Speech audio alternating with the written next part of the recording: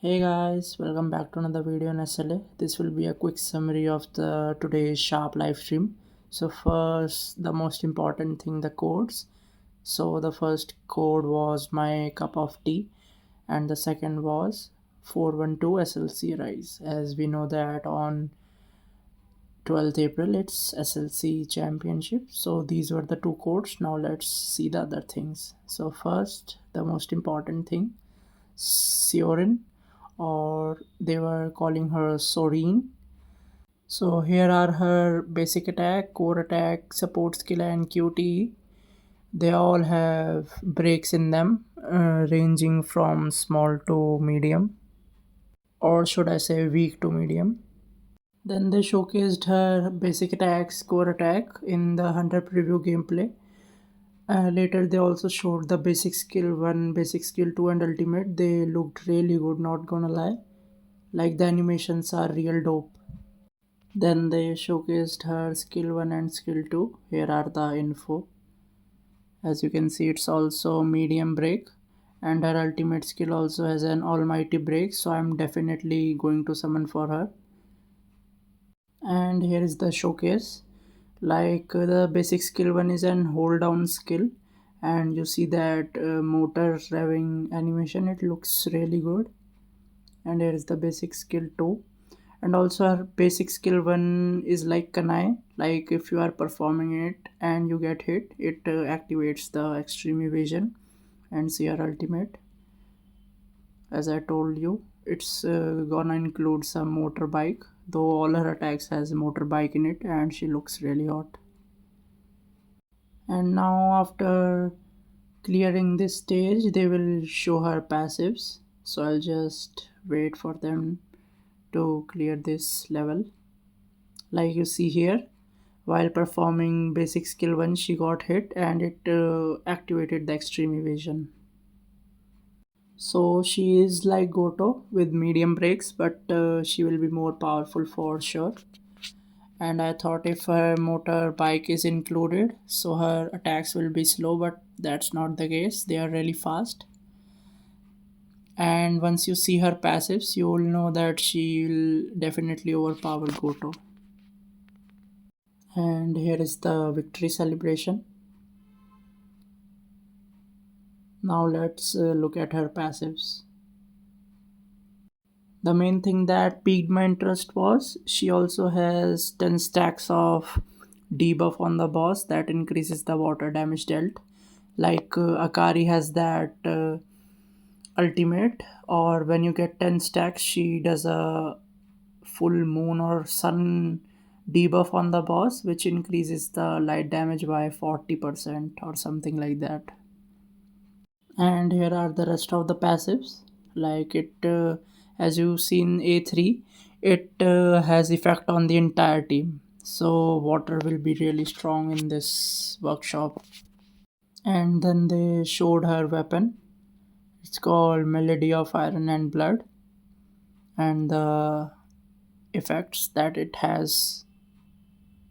Next thing they showcased was reverse hard mode, and from the achievement rewards they fucking removed the rate ups. So it's all about the abyssal traces, shadow energy, and all the stuffs related to the shadows. They included that golden thing, which is used to make the armament of the shadows weapons. And as you can see, the final boss stage is 1.1 million. So that's the highest it's gonna go. And then they showcase this water team against the Yogomont of the reverse hard mode. So what I noticed while playing the this final chapter was, like in SJW battle, that the bosses really move around a lot. So what I was thinking, that water will be really good because it has a freeze effect on opponents, like Alicia also does it and Seorin also does it. So like see here, she just ripped apart the break gauge of that boss. And maybe the new Cha, she will also has something that will freeze the opponent. So as the new element is always stronger than the previous one, So I think that water will really have an upper hand as compared to the wind. Like this planet phase where you have to run away, he just freezed it and start dealing more damage. See, that's why. Because this phase really does a lot of damage to you if you don't dodge. And this was the phase like Baron, only the walls were moving diagonally in different directions, but you have to dodge them, otherwise they deal a huge amount of damage. So once the new workshop comes, my first priority will be to tell the attack patterns of the bosses as always. So next they showed the costumes of Sorin, and she looked really hot in this too, but my favorite was the chroma of the original outfit. They will show it in just a few seconds. Like first they'll showcase the chromas of this one, and then they'll switch around to the main one. Like see here, this blue chroma looked really good. In my opinion, I'll equip that, and it will be from the secret library, so you can get it easy. Next thing they talked about was the new guild boss battle, the rage count one. That five random guilds of same rank will be selected, and whoever has the highest rage count throughout the week will get more rewards. So if you are looking for a guild, you can join our Discord. The link will be in the description. We can help you find a good guild, and you need to start looking for an active one because of this, because the higher rank you get, the more rewards you get. The thing that I was most waiting for was the effects of the artifacts of the new ones that are coming off level 100. So in this set, the 4 piece and the 8 piece effect was not visible, but in the others it was. So let me show you that.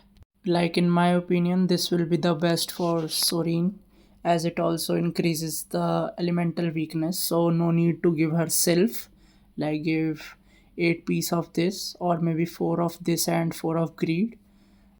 So this is really good for Mire, as it also helps in recover MP and increases the basic skills damage, stacking up to sometimes, and might be also good for the new Cha if her basic skills are also the main thing you have to focus on.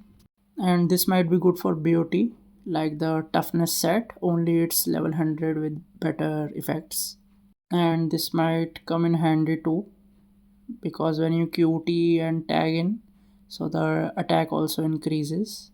And this set also piqued my interest as it increases the defense, and when user uses her his or her ultimate skill, it also increases defense and also increases the ultimate skill damage. So it can be good for Thomas, like especially made for Thomas. And if the new Chai is also defense scaling and her ultimate is important like of Thomas is, so this might be the best set to go for. And if you have good pieces already, so they showed the reforging system, like 78 can be directly pushed to 100, and you'll get these reforging shards from the instance and core dungeons. But I'll suggest that do not rush in just to reforge, because it might be the case that the new sets are more overpowered than the blessing, curse and greed. So let's see. Then they showcased the new fusion system, and its rate is 100%. So it will be the new fragments and powder that you will be getting. The thing that I noticed was that it's a whale thing to get more mythic ones, a way to get more mythic ones. And the way to get them was through these battle passes, like the deluxe one, as you can see. So it will be a pay to win thing. And they also released few other, like we can get the free ones that are on the top, like you can see here, so much shadow energy and things related to the shadows. So it will be really helpful to get our shadows more powerful and more upgraded. So it's a good news for both F2P players and pay to win, as more free rewards from doing the missions, daily missions and weekly. And then they showcase the new armory page that has been added, 6 new slots. So but they didn't show that what will be it opened with, like we'll need mark of times 3 or 2s, or how much is the cost required if we decide to open with essence. And look at his essence, I want them so bad. And then the final thing they talked about was SLC Championship, that it will be held in Korea on 12th April and will be live streamed. So more free redeem codes. And since we also didn't get a Korean live stream, so even more codes maybe. And this also sums up my video. So if you are new, please like, subscribe and share and hit that notification bell. I'll see you next time.